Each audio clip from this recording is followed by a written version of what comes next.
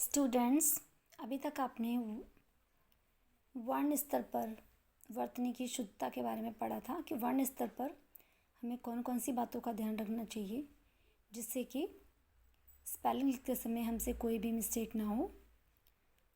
तो आज हम शब्द स्तर पर जानेंगे कि शब्द लिखते समय हमें किन किन बातों का ध्यान रखना चाहिए।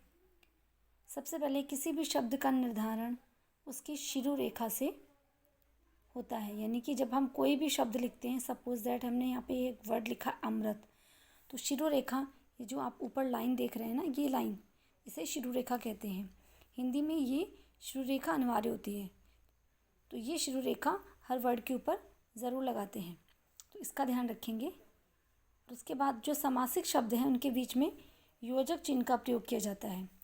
जैसे माता पिता, तो इनके बीच में ये जो चिन्ह लगा है इसे योजक चिन्ह कहते हैं। रात दिन, तो आप ये समझ लीजिए कि जो भी अपोजिट वर्ड्स हम एक साथ लिखते हैं उनके बीच में योजक चिन्ह का प्रयोग अनिवार्य है। अगर इनके बीच में और शब्द का लोप होता है और शब्द नहीं लिखा जाता तो इनके बीच में हम योजक चिन्ह लगाते हैं। दूसरा है जब श और सा एक साथ में, ये तीनों सा जो हैं एक साथ में जब आते हैं तो इसे इसी क्रम में लिखते हैं। यानी सबसे पहले हम ये वाला सा लिखेंगे, उसके बाद में ये, और उसके बाद में ये। जैसे कि यहाँ पे हमने एक शब्द लिखा है शीर्षासन, और यहाँ पे शासन और ये शासक। आप इसमें देखेंगे सबसे पहले ये शा आया है, उसके बाद में ये वाला सा, लास्ट में ये सा सपेरे वाला सा यूज़ किया गया है। आगे है जो स्वर रहित पंचमा अक्षर, यानी जो पांचवा अक्षर होता है, हर वर्ग का पांचवा अक्षर होता है। जैसे उआ, इया, अणा, ना और मा, ये पांचवा जो अक्षर है यानी स्वर रहित, जब इसमें कोई भी स्वर नहीं होता है, जब अपने वर्ग के व्यंजन के, यानी जी अपने वर्ग के व्यंजन के साथ पहले जब ये आते हैं तो उसमें क्या लगता है, अनुस्वार लग जाता है। अनुस्वार यानी कि अंग की बिंदी उसमें लग जाती है। जैसे यहाँ पे एग्जाम्पल में देखेंगे पंकज, यानी पंकज, तो पंग, जैसे न से हमारे साउंड आ रहा है तो उसका मतलब है ये जो ये वर्ण है इसका जो साउंड होता है, ये ध्वनि जो है, ये नासिक व्यंजन भी कहे जाते हैं क्योंकि इनका जो उच्चारण है वो नाक से होता है। पंकज, तो देखिए इस छोटी सी बिंदी का कितना महत्वपूर्ण रोल है।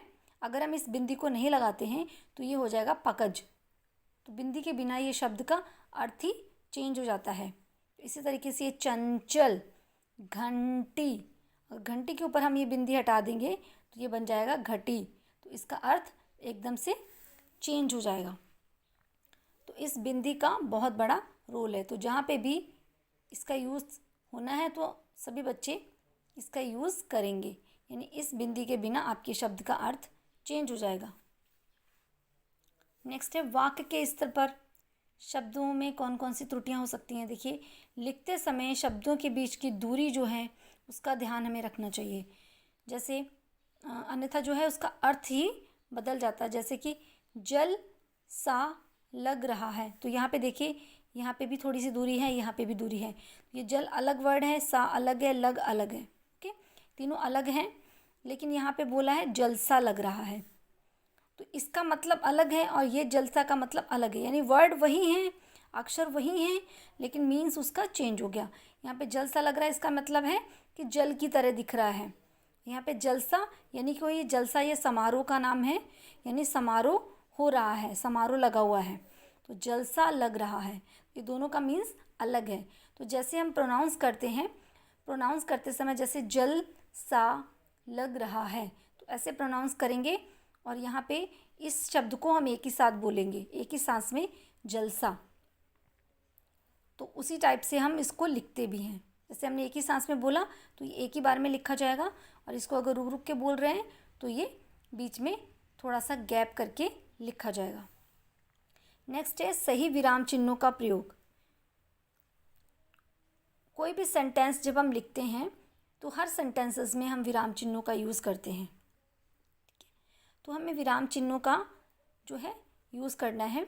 जैसे अगर हमारा सेंटेंस फुल हो गया, जैसे पूरा सेंटेंस कंप्लीट हो गया, सपोज दैट सेंटेंस है आपका मोहन जा रहा है, तो उसके लास्ट में क्या लगाएंगे आप? पूर्ण विराम लगाएंगे।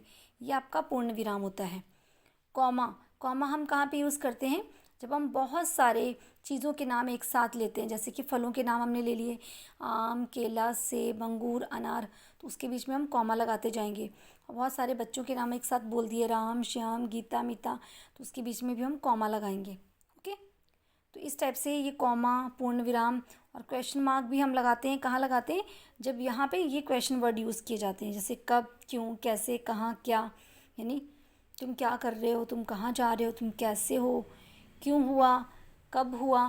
ठीक है, तो ये क्वेश्चन होते हैं, तो इनके पीछे क्वेश्चन मार्क लगता है। ये जो होता है ये क्वेश्चन मार्क यूज़ किया जाता है। ये होते हैं आपके पूर्ण विराम। तो इन पूर्ण विरामों का भी यूज़ हिंदी में जो है बहुत ज़्यादा इम्पॉर्टेंट है। तो अगर आप इन छोटी छोटी चीज़ों का ध्यान रखते हैं तो आप जो है वर्तनी को शुद्ध रूप दे सकते हैं। Thank you.